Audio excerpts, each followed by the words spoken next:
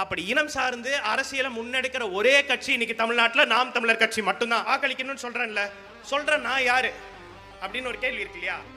நான் யார் தெரியுமா? நான் சீமான் அண்ணன் சொன்ன அந்த பார்ப்பன கடப்பார, பார்ப்பனிய கடப்பார இல்ல. பிறப்பால உயர்வு தாழ்வு இல்ல, பிறப்பால அனைத்து உயிர்களும் சமம், பூநூலை திறந்த பார்ப்பனியத்தை திறந்த அனைத்து உயிர்களும் சமங்கிற கருதற ஒரு தமிழ் பார்ப்பனர் ஐயங்கார் பையன். நான் சொல்றேன், ஐயங்கார் யாரும் இந்துக்கள் கிடையாது, நாங்க தமிழர்கள். நான் பெருமாளை திருமாலை வழிபடுற வைணவன், சிவனை வழிபடுற ஐயருங்க இருக்காங்க, அவங்க சைவர்கள். இங்க இந்துக்கள்னு யாரும் இல்ல, நாங்க நிறைய பேர் இருக்கோம். ஒன் ஆஃப் த கடப்பாறை தான் நான், இன்னும் நாங்க நிறைய பேர் இருக்கோம். வரோம் 26 தேர்தலில் சும்மா விடுறதா இல்ல. அது நீ உன் இனத்துக்காக வேலை செய், உன் இன விடுதலை, உன் இன அரசியலுக்காக வேலை செய்.